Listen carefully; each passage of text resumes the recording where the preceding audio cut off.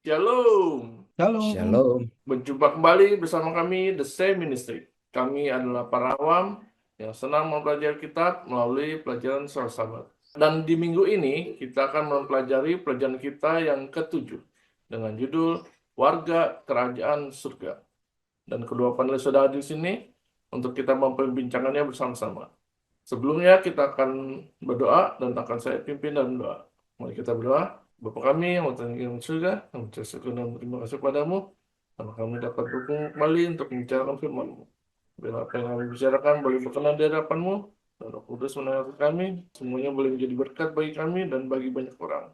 Terima kasih ya Tuhan, terpuji nama-Mu, di dalam nama Tuhan Yesus kami berdoa. Amin. Sebelum kita memulai pelajaran kita dalam seminggu ini, mari kita dengar Pak Tobing untuk membicarakan apa saja yang akan kita pelajari. Silakan Pak. Baik, pemirsa The Safe Ministry, kita memasuki pelajaran yang berikut dan judulnya memberikan harapan besar kepada kita karena kita diajak membayangkan bagaimana kita menjadi warga kerajaan surga. Ya, jadi kita coba lihat dulu ayat hafalan di dalam Filipi 4 ayat 6.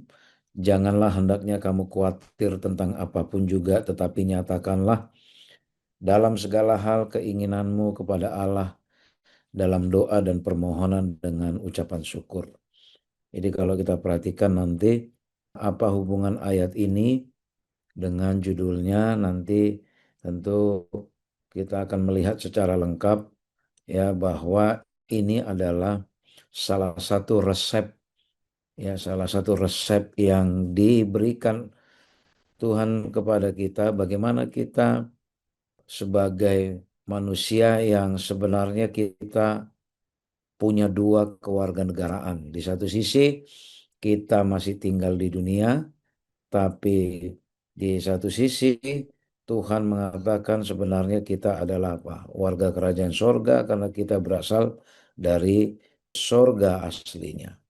Ya, lalu nanti kita akan lihat dalam satu minggu ini bagaimana kita sebagai warga negara yang persemakmuran kerajaan sorga gitu ya. Bagaimana kita bisa menjalani hidup kita secara dewasa, menjadi teladan yang baik. Ketika kita dalam waktu yang bersamaan kita juga apa? Tinggal di dunia, kita juga punya kewajiban-kewajiban sebagai warga negara dunia, sama seperti Yesus pernah mengingatkan murid-muridnya agar murid-muridnya memberikan apa yang wajib diberikan kepada kaisar dan memberikan apa yang wajib diberikan kepada Allah. Itu artinya bahwa kita tetap diminta untuk menghormati apa? Pemerintahan duniawi. Lalu sebagai warga negara dunia tentu kita akan menghadapi kesulitan-kesulitan hidup. Ya, banyak hal yang berjalan tidak sesuai dengan harapan kita. Paulus menutup pelajaran kita ya di kitab Filipi dengan resep-resep bagaimana kita ketika kita menjalani kehidupan yang tidak sesuai dengan keinginan kita. Yang pasti dikatakan tidak perlu khawatir, tidak perlu putus asa. Ya, nanti ada bagaimana prinsip-prinsip hidup yang bisa membantu kita untuk menghadapi tantangan hidup sehingga kita memiliki kekuatan hati, memiliki damai sejahtera, dan juga bukan hanya itu, bagaimana kita biarpun dalam keadaan sulit kita boleh jadi Jadi teladan ya, penuh sukacita, kita jadi teladan bagi orang lain dan kita tetap menjalankan prinsip-prinsip kehidupan yang diajarkan Tuhan kepada kita. Ini menjadi fokus kita pada satu minggu ini. Saya melihat bagaimana Paulus begitu luar biasa dia memberikan resep-resep bagaimana hidup sebagai warga negara dunia dan juga warga negara surga. Demikian pemirsa The Safe Ministry sebagai pengantar bagi kita. Terima kasih Pak Tobing untuk penjelasannya. Dan kita akan melanjutkan pelajaran kita ke hari Minggu dengan judul Panutan. Dan kita dengar penjelasan lebih lanjut tentang hal ini dari Pak Tobing. Baik, panutan ya, panutan atau bahasa lain itu teladan ya, teladan. Jadi Paulus mengingatkan kita agar kita boleh jadi teladan. Tentu kita sebagai manusia juga ya boleh dikatakan setiap manusia ada orang yang dikaguminya atau yang diteladaninya. Nah, biasanya golongan yang paling mudah atau paling terpengaruh oleh panutannya atau teladannya itu anak-anak, ya anak-anak. Dan biasanya anak-anak ya teladan pertamanya itu adalah siapa? Orang tua, terutama ibu, ya orang tua terutama ibu. Nah, lalu seiring mereka mulai bertumbuh, mulai mendapati kehidupan di luar rumah, mulai misalnya sekolah, lalu mereka mulai meneladani siapa? Mengagumi guru, ya, mengagumi guru yang mereka pikir pintar, baik, ya, suka menolong. Lalu terus bertumbuh dewasa, mungkin dilihat ada banyak orang-orang hebat lainnya, ya, orang-orang hebat lainnya itu dijadikan teladan, ya. Dan ketika kita juga belajar Alkitab, ada banyak tokoh-tokoh Alkitab yang menginspirasi masing-masing sesuai dengan pengalaman hidup masing-masing. Ada yang mengidolakan atau mengagumi, meneladani Musa. Ada yang menjadikan Paulus sebagai teladannya. Ada yang senang dengan Raja Daud. Ya, kalau anak saya itu paling senang dengan Raja Daud. Ya, jadi dia sering memutar film yang isinya mengenai Raja Daud. Bagi dia, Raja Daud itu seorang hero, ya, seorang hero yang hebat. Ada banyak tentu, sayangnya di era keterbukaan sekarang ini di mana kita sangat familiar dengan media massa. Akhirnya apa? Proses kita meneladani orang lain itu sering menjadi kabur, ya menjadi kabur. Karena apa? Banyak hal-hal berita-berita yang sangat sensasional yang membuat kita malah apa? Malah menjadi ragu karena ada banyak berita-berita yang negatif.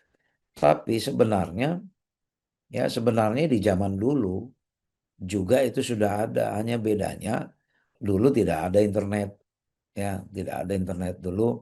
Tetap saja ada hal-hal kejahatan, hal-hal yang tidak bermoral, yang sangat korup, ya, itu bukan sesuatu yang baru sekarang. Bahkan itu hampir sama, ya, faktanya ya hampir sama dengan parahnya di zaman Paulus dulu, ya. Oleh karena itu, bagi Paulus penting dia mengingatkan jemaat di Filipi, ya. Jemaat di Filipi agar satu, jangan salah meneladani, ya, jangan salah meneladani. Dan Paulus juga meminta bagaimana mereka juga agar jadi teladan. Kalau kita coba baca di Filipi 3 ayat 17 sampai 19, dia katakan, saudara-saudara, ikutilah teladanku, ya, dan perhatikanlah mereka yang hidup sama seperti kami yang menjadi teladanmu.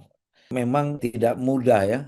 Mungkin kalau kita mengatakan kepada orang, ikuti teladan saya, gitu, ya. Tentu kita juga harus berpikir ulang. Ya, Paulus sudah berada di tahap itu. Ya, sudah berada di tahap yang layak dan pantas diteladani. Dan dia juga mengajak supaya bukan hanya dia yang perlu diteladani. Dia katakan, coba perhatikan mereka yang hidup sama seperti kami yang bisa menjadi teladanmu. Karena seperti yang telah kerap kali kukatakan kepadamu, dan yang kunyatakan pula sekarang sambil menangis, banyak orang yang hidup sebagai seteru salib Kristus. Ya, jadi dia menggunakan istilah seteru salib Kristus. Ini menggambarkan kepada musuh-musuhnya. Tapi musuhnya di sini dalam arti bukan orang yang dia benci, bukan orang yang dia jahatin, atau bukan orang yang jahat ke dia. Tapi musuh yang dimaksud di sini adalah orang-orang yang apa? Yang mencoba mengabaikan atau yang jauh dari kehidupan apa? Kehidupan Kristiani yang benar, yang jauh dari keteladanan Yesus. Itu yang disebut seteru salib Kristus. Dia tidak menggunakan kata musuhnya, ya. Lalu dikatakan lagi, kesudahan mereka ialah kebinasaan. Tuhan mereka ialah perut mereka. Ya, mengapa dikatakan seperti itu? Ya, perut adalah melambangkan kepuasan sesaat, ya, dia lapar harus dikenyangkan, ya, dan ini tergambar dari kehidupan bagaimana orang-orang Kristen mula-mula dulu, ya, yang hidup dengan pola yang korup, ya, yang hanya memuaskan sesaat, bahkan di beberapa tempat percabulan, ya, kejahatan-kejahatan lainnya, ya, itu semuanya terjadi. Maka dikatakan supaya jangan ditiru itu, ya, jangan ditiru. Lalu dikatakan lagi kemuliaan mereka ialah aib mereka. Pikiran mereka semata-mata tertuju kepada apa? Perkara duniawi. Ya, mengapa dikatakan sampai seperti itu disebut terus salib Kristus? Karena seperti itu hidupnya. Ya, jadi Tuhannya adalah perut mereka dan kemuliaan mereka adalah aib mereka. Karena apa? Pikirannya selalu tertuju kepada perkara duniawi. Di dalam konteks yang lain, di ketika Paulus mengamarkan kepada jemaat di Roma, dia mengatakan sebab itu hindarilah mereka. Jadi orang-orang seperti ini hindarilah mereka. Mereka itu siapa? Para penyesat-penyesat di Roma, ya, yang digambarkan mereka-mereka yang tidak melayani Kristus. Jadi hal yang sama juga, ya, hal yang sama juga Paulus ingatkan kepada jemaat Filipi, jangan salah meneladani, ya, jangan salah meneladani. Jangan mengikuti mereka-mereka yang hanya memuaskan kehidupan sesaat saja, yang tidak berpikir panjang, yang aslinya ternyata tidak melayani Kristus. Maka engkau sebagai orang-orang Kristen, katanya, kita sebagai Kristen, perhatikanlah, ya, siapa yang pantas diteladani. Nah, pemirsa The Safe Ministry, satu-satunya teladan kita yang sempurna tentu siapa? Tentu adalah Yesus. Ya, mari kita meneladani kehidupan yang ditunjukkan Yesus. Dan penting juga bagi kita agar kita pun menjaga kehidupan kita sebagai orang Kristen. Karena orang pun akan melihat, ya, kehidupan kita. Jangan sampai kita juga menjadi teladan yang buruk bagi orang lain. Itu yang pelajaran yang mau disampaikan oleh Paulus di dalam pelajaran kita hari ini. Demikian Pak Simon dan pemirsa The Safe Ministry. Terima kasih Pak Tobing untuk penjelasannya. Dan kita akan melanjutkan pelajaran kita ke hari Senin dengan judul Berdirilah juga dengan teguh dalam Tuhan. Dan kita dengar penjelasan dari Pak Fajar tentang hal ini. Silakan Pak. Ya, Pak Simon dan pemirsa di Safe Ministry ya. Kita udah memasuki hari Senin ya, yaitu berdirilah juga dengan teguh dalam Tuhan. Dan ayatnya diambil dari Filipi 3 ayat 20 dan 21. Ini saya rasa menjadi ayat yang menarik ini Pak Simon ya. Ayat yang ke-20. Karena kewargaan kita adalah di dalam surga.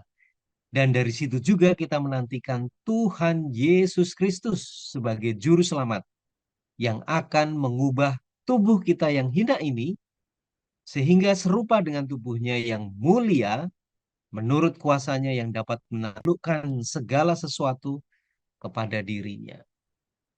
Ini ayat bagus sekali ya. Jadi kalau tadi panelis Saudara Elvin, pikiran orang-orang duniawi itu berbeda ya dengan pikiran orang-orang yang sebagai warga negara surga. Jadi yang dipikirkan mereka itu adalah perut mereka itu sendiri.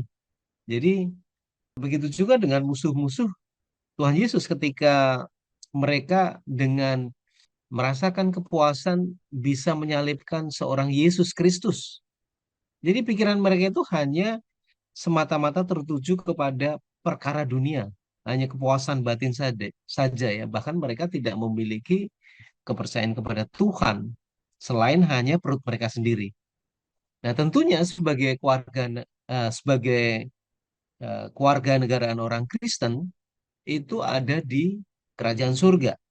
Dan tentunya kita percaya bahwa raja kita adalah Yesus Kristus itu sendiri. Nah, untuk menegaskan bahwa kita sebagai warga negara surga, kita percaya bahwa Yesus itu adalah raja kita yang perlu kita junjung, maka kita mesti harus memiliki satu tubuh ya, tubuh yang serupa dengan Kristus. Oleh karena itu, tubuh kita yang hina ini yang masih dalam berada di dalam keperdosaan itu harus diubah sesuai dengan tubuh yang dimiliki yaitu Kristus, yaitu tubuh yang penuh dengan kemuliaan. Jadi kita mengenakan bukan baju kebinasaan, tetapi baju yang penuh dengan baju kemuliaan ya, yang tidak bisa binasa. Jadi nanti kita akan serupa dengan tubuh kebangkitan daripada Kristus itu sendiri. Nah, sekarang pertanyaan Pak Simon, kira-kira tubuh seperti apa yang dimuliakan itu? Jadi tubuh seperti apa ya yang akan kita pakai ya, akan kita pakai. Mari kita coba baca di dalam Lukas 24 ayat yang ke-39. Ini adalah kesaksian Yesus pada waktu Yesus itu sudah dibangkitkan. Lihatlah tanganku dan kakiku, aku sendirilah ini. Rabalah aku dan lihatlah. Karena hantu tidak ada daging dan tulangnya seperti yang kamu lihat ada padaku. Jadi pertanyaannya, pemirsa The Safe Ministry, baju kemuliaan seperti apa yang serupa dengan Yesus Kristus? Ketika Yesus itu dia menampakkan dirinya kepada murid-muridnya, dia katakan, cobalah rabalah. Kalau memang hantu, dia tidak berdaging dan tidak bertulang, tetapi kamu bisa melihat keadaan aku seperti ini ya. Jadi artinya itu bisa secara fisik bisa diraba, baju kemuliaan yang akan diberikan dijanjikan oleh Kristus. Kemudian kita ambil satu ayat lagi ya dalam Kolose 3 ayat 4. Apabila Kristus yang adalah hidup kita menyatakan diri kelak, kamu pun akan menyatakan diri bersama dengan Dia kemuliaannya. Sekali lagi ini adalah janji daripada Yesus ya. Ketika Yesus itu akan menyatakan dirinya kelak, artinya Dia akan menjemput kita ke dunia ini, maka kita akan bersama-sama dengan Dia di dalam kemuliaannya. Jadi Pak Simon dan pemirsa The Safe Ministry ini merupakan janji daripada Yesus ya, buat untuk kita semua sebagai umat-umat Tuhan. Kita memang masih berada di dalam dunia ini ya, masih menggunakan pakaian yang mudah binasa, masih menggunakan pakaian yang tidak kekal ya. Namun ketika Yesus menyatakan dirinya, kita akan diubahkan serupa dengan Dia, Pak Simon. Menggunakan pakaian yang tidak binasa dan kita hidup dalam kemuliaannya. Oleh karena itu, marilah kita tetaplah berdiri teguh di dalam Tuhan. Jadi eh, tetap mengandalkan Tuhan ya. Karena kita yakin percaya bahwa Yesus mampu mengalahkan kematian ini, mampu mengalahkan semua godaan ya. Dan kita semua akan dinyatakan dibangkitkan menggunakan menggunakan pakaian yang kekal. Nah, oleh karena itu, tentunya bagi Paulus ini, kalau kita mengetahui bahwa sebetulnya kewarganegaraan kita itu bukan hanya di dunia, tetapi surga, tentunya kita mau hidup seperti halnya sebagai warga negara surga. Membiasakan diri ya. Nah, bagi Paulus, kewarganegaraan surga kita mencakup janji kebangkitan maupun kehidupan kekal dalam keberadaan yang sepenuhnya baru. Sesuatu yang saat ini nyaris yang tidak dapat kita bayangkan sama sekali. Jadi pelajaran yang bisa kita ambil dari sini, tetaplah berdiri teguh di dalam Tuhan. Meskipun kita masih berada di atas dunia, namun kita menerima janji itu bahwa ketika Yesus menyatakan dirinya, maka kita semuanya akan diubahkan dalam kemuliaannya bersama-sama dengan Dia. Demikian Pak Simon dan pemirsa The Safe Ministry. Terima kasih Pak Fajar untuk penjelasannya. Dan kita akan melanjutkan pelajaran kita ke hari Selasa dengan judul Bersukacitalah senantiasa dalam Tuhan. Dan ini adalah suatu kata pengharapan dan kita dengar penjelasan lebih lanjut dari Pak Kodik. Baik, pelajaran kita berlanjut lagi ya setelah Paulus mengingatkan agar berdirilah juga dengan teguh dalam Tuhan. Resep yang berikut adalah ya setelah Paulus melihat bagaimana pentingnya persatuan di Filipi, pentingnya mereka kokoh berdiri teguh, maka Paulus memberikan resep yaitu bersukacitalah senantiasa dalam Tuhan. Kita coba baca di Filipi 4 ayat 4 sampai 7. Bersukacitalah senantiasa dalam Tuhan. Sekali lagi kukatakan, bersukacitalah ya. Hendaklah kebaikan hatimu diketahui semua orang.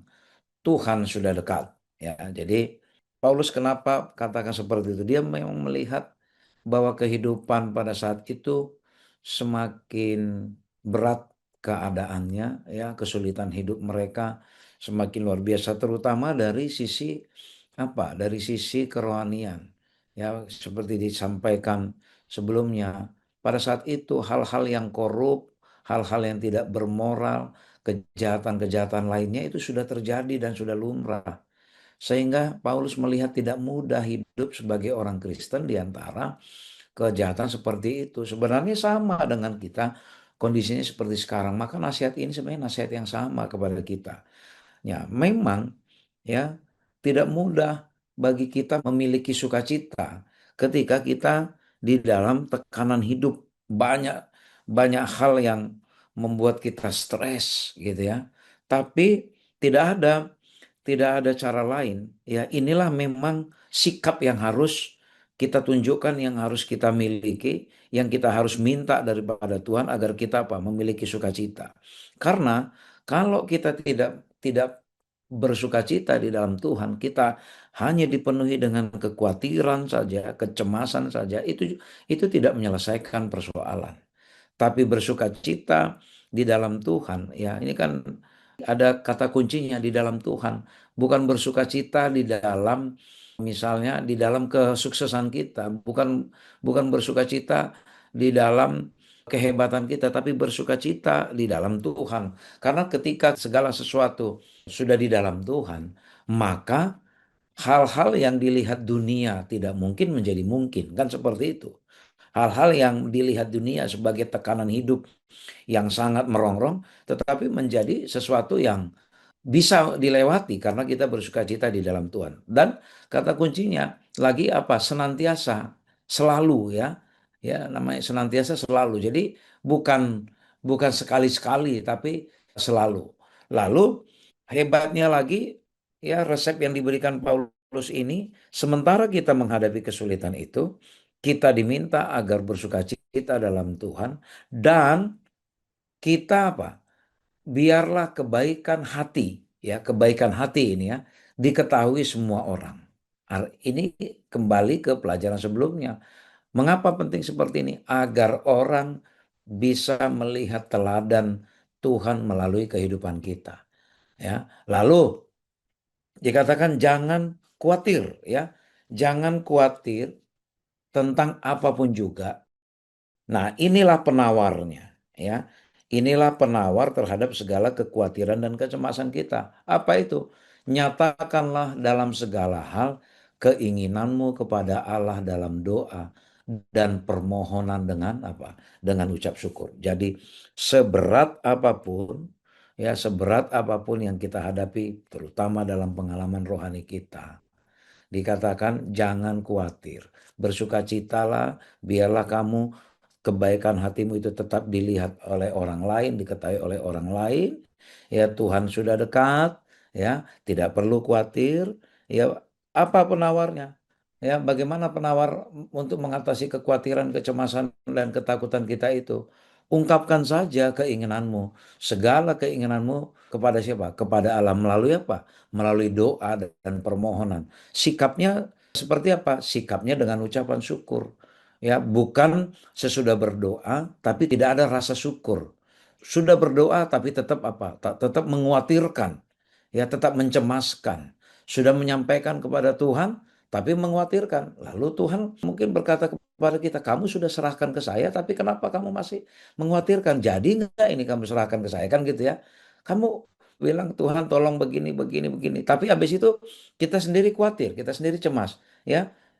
Ini kamu jadi nggak ini mengalihkan, menyerahkan ke saya persoalanmu. Nah ini ya, kita dengan ucapan syukur kita serahkan kepada Tuhan. Lalu dikatakan lagi apa di ayat ayat yang 7, damai sejahtera Allah yang melampaui segala akal akan memelihara hati dan pikiranmu dalam apa? Kristus Yesus. Damai sejahteranya yang dari Allah itu yang akan apa? Memelihara hati dan pikiran. Pemirsa The Safe Ministry, penyakit-penyakit fisik itu lebih banyak disebabkan oleh apa? Karena kita tidak bisa jaga hati dan pikiran kita. Ini satu obat yang luar biasa diberikan Tuhan kepada kita. Yaitu apa? Damai sejahtera Allah akan memelihara hati dan pikiran kita. Berulang kali Tuhan menekankan damai sejahtera, damai sejahtera. Ya, pada waktu Yesus berdoa, ya ketika saat itu dia berdoa untuk murid-muridnya. Kalau kita baca di dalam Yohanes 14, ya Yohanes 14 ayat 27. Apa yang ditinggalkan Tuhan Yesus kepada kita? Damai sejahtera ku tinggalkan bagimu. Damai sejahtera ku berikan kepadamu. Dan apa yang kuberikan tidak seperti yang diberikan oleh dunia kepadamu. Janganlah gelisah dan gentar hatimu. Mengapa Paulus mengatakan di ayat 7 itu bahwa damai sejahtera Allah yang melampaui akal itu? Karena memang Yesus sudah memberikan jaminan itu dulu, ya. Di Yohanes 14 ayat 27 ini Yesus sudah bilang, damai sejahtera yang kutinggalkan dan kuberikan ini berbeda dari yang diberikan dunia. Oleh karena itu apa dikatakan? Tidak usah gelisah, tidak usah gentar, tidak usah khawatir. Pemirsa The Same Ministry, ya dibutuhkan penyerahan yang sesungguhnya. Ya, agar kita boleh memiliki sukacita yang benar-benar datang dari Tuhan. Karena tanpa penyerahan yang sesungguhnya, ya tanpa pikiran kita serahkan kepada Allah, damai sejahtera Allah sulit kita rasakan. Oleh karena itu pemirsa The Same Ministry, hari ini, pada saat ini biarlah kita apa? Biarlah kita ditenangkan hati kita masing-masing, kita punya persoalan sendiri-sendiri. Ada yang merasa mungkin masih berjuang dengan perasaan bersalah, perasaan kotor di hadapan Tuhan oleh karena kita mungkin melakukan banyak dosa.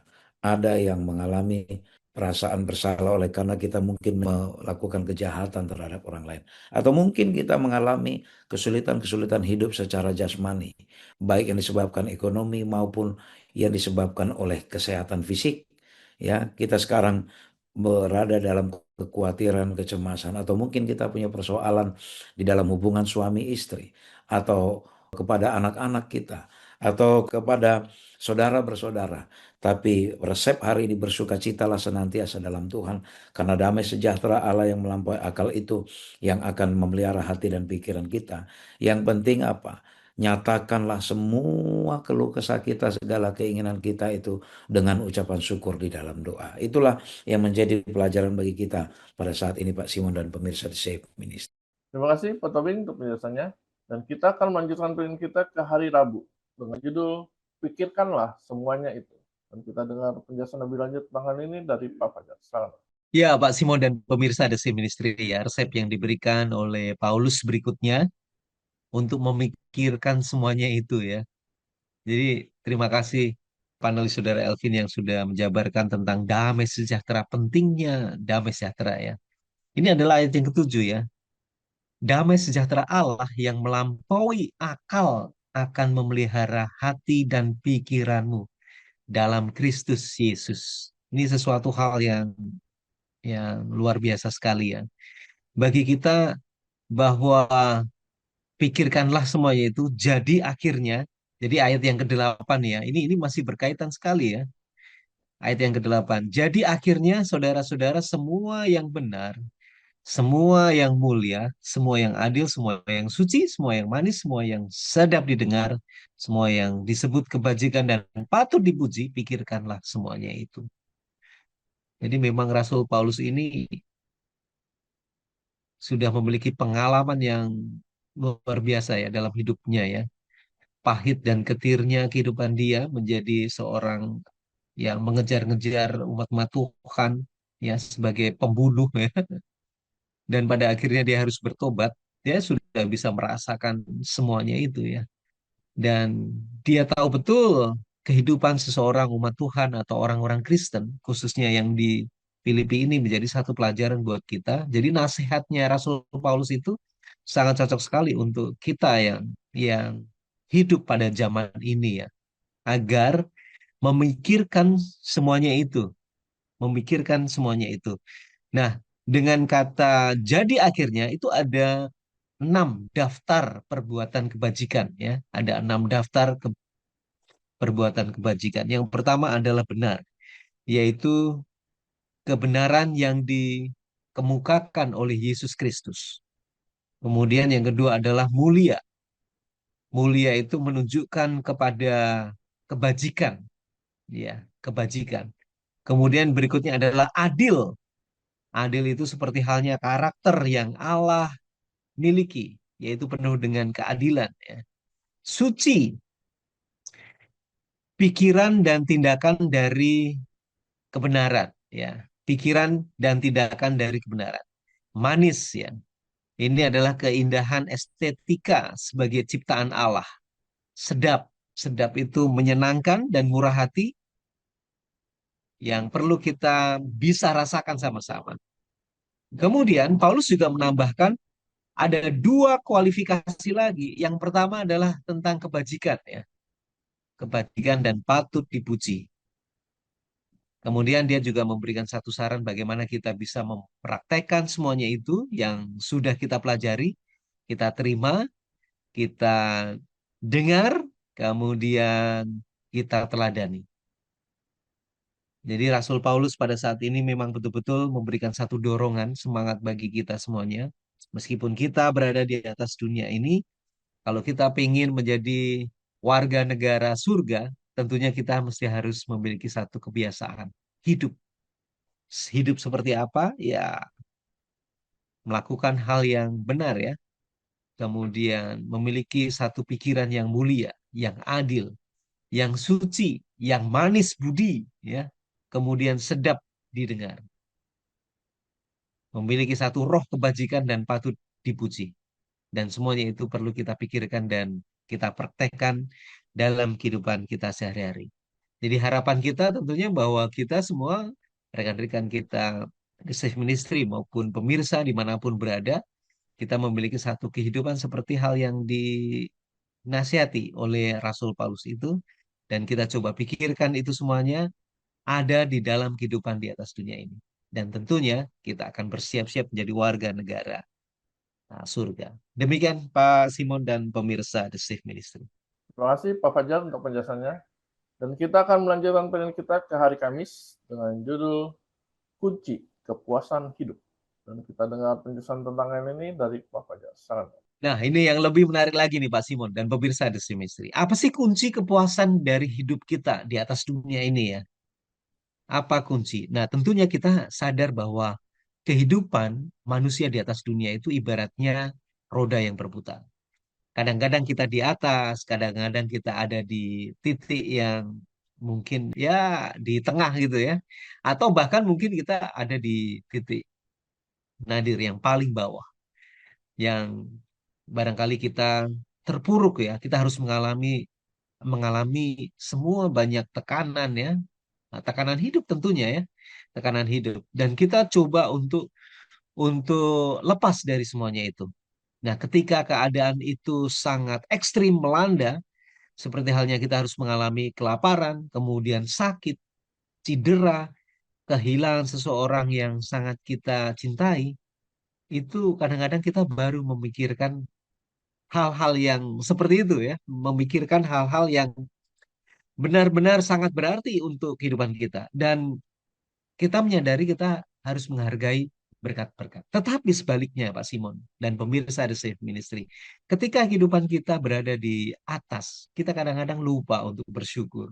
Kita lupa akan berkat dan pimpinan Tuhan masa lalu, sehingga kita itu terbuai dengan lebihan, kelimpahan kita pada waktu itu. Tetapi sebaliknya, ketika kita berada di titik yang paling bawah, kita baru sadar ya, baru kita mencari kepada siapa kita harus harus hidup. Nah, Paulus melihat itu sehingga kunci akan kepuasan hidup ini dia memberikan satu ayat yang bagus ya, ayat ayat yang bagus yaitu di dalam Filipi 4 ayat 10 sampai 13 dan 19.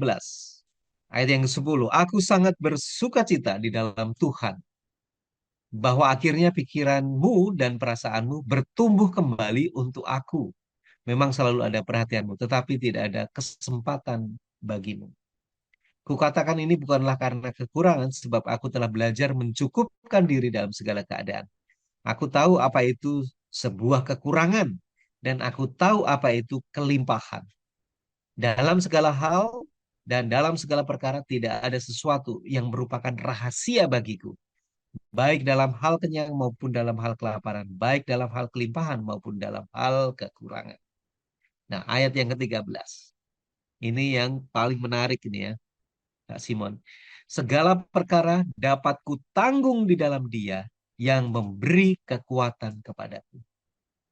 Kita tahu bahwa Rasul Paulus harus mengalami semua pengalaman hidup ya. Ketika dia berada di atas, di samping, maupun berada di titik yang paling bawah, dia pernah merasakan itu semuanya. Tapi dia tetap tetap bersuka cita di dalam Tuhan. Dan nasihat yang terbaik yang diberikan dia kepada kita, yaitu di dalam ayat yang ke-13. Segala perkara dapat kutanggung di dalam Dia yang memberikan kekuatan kepadaku. Beberapa pelajar Alkitab, ayat ini menjadi ayat emas ya Pak Simon ya. Segala perkara dapat kutanggung di dalam Dia yang memberikan kekuatan kepadaku. Filipi 4 ayat yang ke-13. Nah, ini adalah kunci ya, kunci daripada kepuasan hidup. Kemudian kita yakin dan percaya bahwa ada janji Tuhan yang perlu kita cermati, yang diberikan Dia kepada kita semuanya. Ada 4 janji. Yang pertama, yaitu di dalam Mazmur 23 ayat 1. Tuhan adalah gembalaku, tak akan kekurangan aku ya. Kemudian Mazmur 6 ayat 32. Bapamu yang di surga tahu bahwa kamu memerlukan semuanya itu. Ayat yang ketiga, janji yang ketiga ya, dalam 1 Petrus 5 ayat 7, serahkan segala kekhawatiranmu kepadanya sebab Ia yang memelihara kamu. Kemudian yang terakhir dalam Filipi 4 ayat 19, Allahku akan memenuhi segala keperluanmu menurut kekayaan dan kemuliaannya dalam Kristus Yesus. Artinya apa? Ini adalah janji daripada Kristus. 4 janji yang diberikan kepada kita semuanya. Sehingga kita tidak perlu khawatir, Pak Simon dan pemirsa The Safe Ministry ya, bahwa Bapa kita yang di surga akan memelihara kita. Memberikan kita kepastian, janji kepastian. Sehingga kita tidak perlu khawatir ya. Dari kunci kepuasan hidup, tidak perlu kita mengkhawatirkan akan keadaan, kita serahkan kepada Dia. Karena ketika kita berada di dalam kelimpahan ya, kita sadar bahwa itu semuanya itu bisa sirna dalam sekejap mata. Bayangkan seorang Ayub ya, yang hidup penuh dengan kelimpahan. Pada akhirnya ya dia harus mengalami satu ya pencobaan ya. Anak-anaknya mati, kemudian harta bendanya juga dirampok, terbakar semuanya. Kemudian dia harus mengalami sakit penyakit. Itu dalam waktu sekejap ya, tidak terlalu lama. Dia harus mengalami seperti itu. Tapi yang ada adalah bahwa dia tetap berharap kepada Tuhan. Kepada siapa kita harus berharap? Kecuali hanya kepada Tuhan Yesus Kristus yang kita sembah. Oleh karena itu, sekali lagi, Rasul Paulus juga memberikan dorongan bagi kita semuanya. Agar tetap menaruh percaya kepada Dia. Segala perkara dapat kutanggung di dalam Dia yang memberikan kekuatan. Kepada siapa kita harus percaya? Yaitu hanya satu-satunya kepada Yesus Kristus yang kita sembah. Demikian Pak Simon dan pemirsa The Safe Ministry. Terima kasih Pak Fajar untuk penjelasannya. Tidak terasa kita akan mengakhiri pelajaran kita dalam 1 minggu ini dan kita dengar Pak Tobing untuk melangkumkan apa saja yang telah kita pelajari. Silakan. Pemirsa The Safe Ministry, sebagai warga negara dunia yang kita masih tinggal di dunia, namun asal kita sesungguhnya adalah dari kerajaan Allah dan kita adalah warga kerajaan sorga karena Allah lah yang menjadi raja kita. Namun sementara kita tinggal di dunia, kita tetap harus menunjukkan prinsip-prinsip hidup sebagai warga kerajaan sorga. Ya, kita di dunia ini tentu menghadapi banyak kesulitan hidup, banyak hal yang di luar pemikiran kita.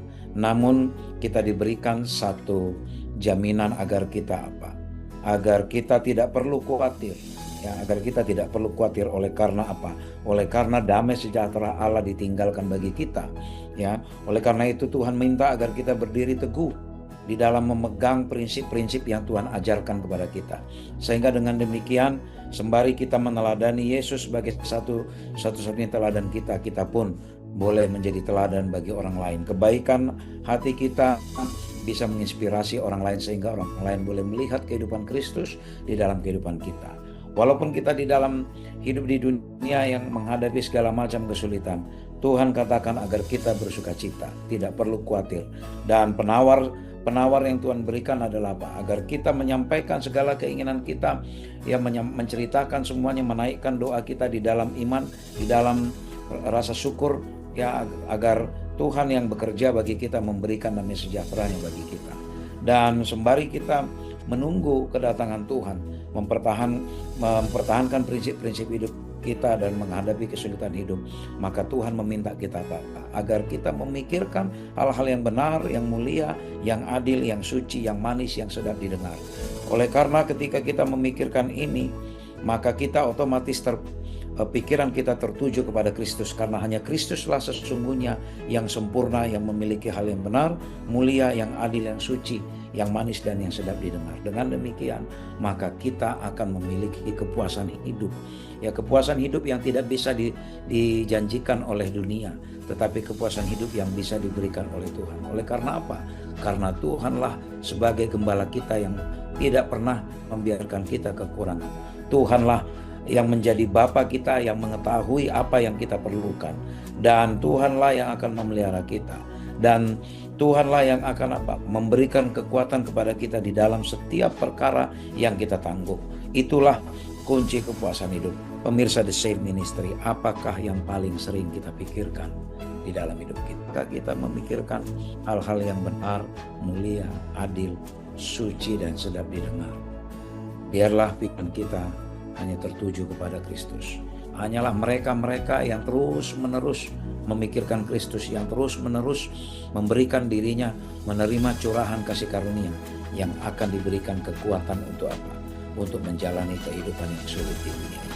Biarlah kita selalu memikirkan hal yang mulia, yang manis, yang benar, yang adil, yang suci, yang sedap didengar, agar pikiran kita tertuju kepada Kristus, sehingga sebagai warga kerajaan sorga kita menjadi teladan bagi orang lain. Kasih Tuhan nyata melalui hidup kita. Kiranya Tuhan memberkati kita. Terima kasih kepada para panelis, Pak Paulini dan Pak Fajar. Dan biarlah apa yang kita pelajari pada minggu ini boleh menjadi berkat bagi kita. Dan biarlah kita tahu bagaimana caranya agar kita boleh menjadi warga negara surga. Dan kita akan menutup dalam doa, dan kami minta Pak Fajar untuk berdoa. Mari kita satu dalam doa. Kembali kami datang menghadap hadir-Mu Tuhan, mengucapkan syukur agar kami dapat boleh bersiapkan menjadi warga negara maupun kelemahan.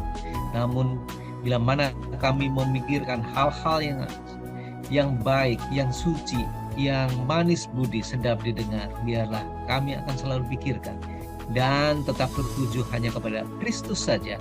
Biarlah hidup kami itu akan berguna, bukan bagi diri kami sendiri, namun berguna juga bagi kehidupan orang lain. Kami rindu Tuhan akan sanggupkan kami memberkati seluruh pemirsa dimanapun mereka berada. Biarlah mereka dapat boleh dikuatkan, mereka selalu bersandar sepenuhnya kepada Yesus Kristus sebagai teladan bagi kami semuanya, dan kami siap untuk diubahkan menggunakan pakaian yang tidak binasa bersama-sama dengan Tuhan di kerajaan surga nanti. Doa yang tidak lain sempurna ini kami serahkan semuanya di dalam tangan-Mu Yesus Kristus, penebus dan juru selamat kami. Kami berdoa dan ucap syukur. Amin. Amin. Terima kasih kepada para pemirsa yang telah menyaksikan video ini. Biarlah ini boleh menjadi berkat bagi kita. Dan jika Anda berkenan, Anda boleh mensuka video ini, berlangganan di channel kami, mengkomen dan membagikannya agar orang lain boleh dapat berkat. Dan kita akan bertemu lagi di minggu depan. Shalom. Salam, Tuhan memberkati. Halo.